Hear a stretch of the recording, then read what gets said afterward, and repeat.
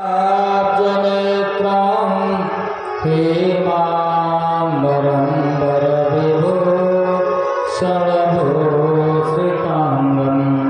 गन्धर्वकोटि कमनीयकिशोरमूर्ति पुरतो मनोरथभां भज जानकीशम्। भक्त भक्त भगवंत गुरु चतुर नाम बपुए, इनके पद बंदन किए नासय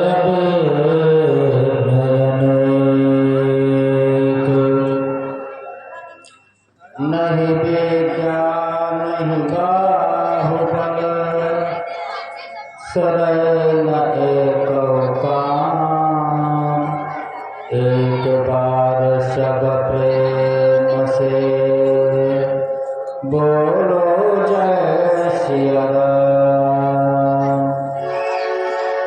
संत सिया सुमिरो गौरी गणेश, जय जय माता सरस्वती, जय जय भारत देश।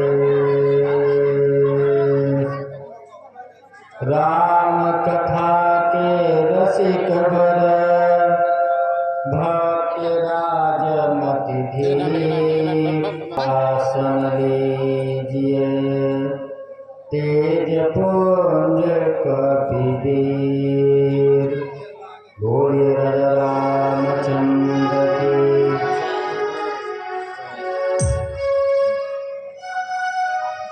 पूरा मोहल्ला हो गया, एको मुख से जय नहीं निकला। ऐसा बोलो जय कि मालूम पड़े कोई है। इतनी संख्या है लेकिन बोलना, अच्छा बोलने में एक दिक्कत है। जब कोई भी ध्वनि आप करेंगे उच्च स्वर में तो एक प्रतिध्वनि आपको सुनाई पड़ती है। जो आप बोलेंगे उसी की प्रतिध्वनि सुनाई देती है। तो जय हम लोग भगवान की जब बोलते हैं तो दूसरा आपके एक जय से, इसलिए जय बोलना चाहिए। जय और कीर्तन कथा है नारद पद्धति और कीर्तन है नारायण पद्धति। आप कथा में बोलेंगे तो दोष लगेगा और कीर्तन में नहीं बोलने से दोष लगता है। यदि कीर्तन हो रहा है, यदि आप आवाज नहीं कर रहे हैं, बोल नहीं रहे हैं, कीर्तन में सहयोग नहीं कर रहे हैं तो आपको दोष लगेगा। और कौन सा दोष लगता है? रामचरितमानस में बाबा जी ने लिखा है कि मूक हुए वाचाल, वही दोष। भगवान सोचते हैं कि यदि बोलता नहीं है इसको वाणी की आवश्यकता नहीं है। आने वाले जन्म में रामचरितमानस में दूसरा मंत्र रामचरितमानस में सबसे पहले बना किया है। वैसे गणेश जो गणेश जी है, गणेश जी का नाम का अर्थ हुआ गणेश ऐसा यसा गणेशा, जो सबका इष्ट हो वो गणेश। अब लोग भ्रमित होते हैं कि गणेश भगवान शंकर के पुत्र हैं और भगवान शंकर अपने विवाह में गणेश जी की पूजा किए। तो ध्यान रहे रामचरितमानस के बालकांड का पते हैं और पूज्यम शंभु भगवान, जन संशय जिय करे, सुर अनादि जिय जान। गणेश एक पदवी है, इंद्र एक पदवी है और वशिष्ठ एक पदवी है। और जो तीनों माताओं का नाम सुने हैं, कौशल्या, कैकेयी, सुमित्रा, यह सब एक पदवी ही है। कैकेयी जी का नाम था रूपमल्लिका, कैकेयी नाम नहीं था, रूपमल्लिका नाम था। वहां तक पहुंचेंगे तो बताएंगे। ये सब नाम नहीं है, एक पदवी है। और इस समय जो प्रदेश के जिनके पदवी पर जो बैठे हैं ये भगवान भूभावन भोलेनाथ के पुत्र हैं। गणेश का अथवा जो सबका आराध्य हो, तो गणेश जी का और वाणी की अधिष्ठान देवी श्री सरस्वती जी का बाबा जी ने सबसे पहले आवाहन किया। इसी बात पर गणेश जी की एक वंदना पर गणेश जी की स्तुति सभी लोग मानसिक ध्यान करेंगे गणेश जी का।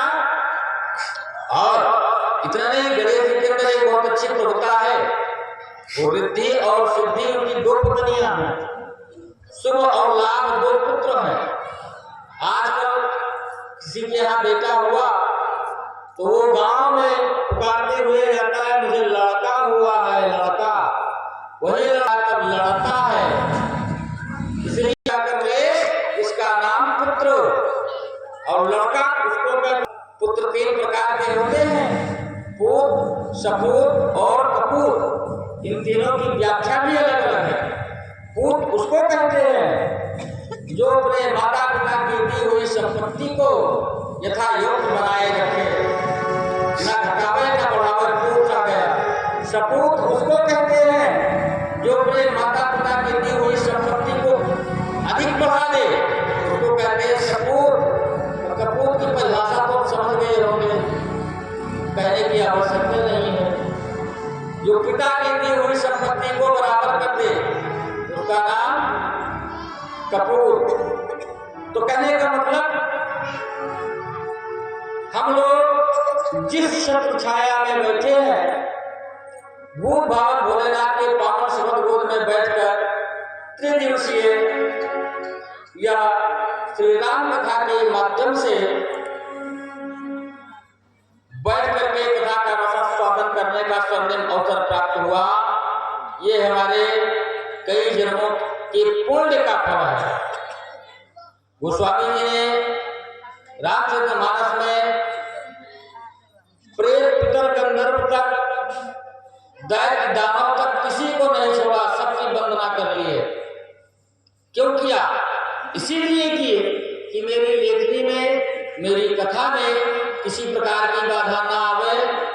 इसलिए गोस्वामी जी ने सबसे पहले दुष्टों की वंदना किया, जो हमारे शुभ काम में बाधा दे, वही दुष्ट।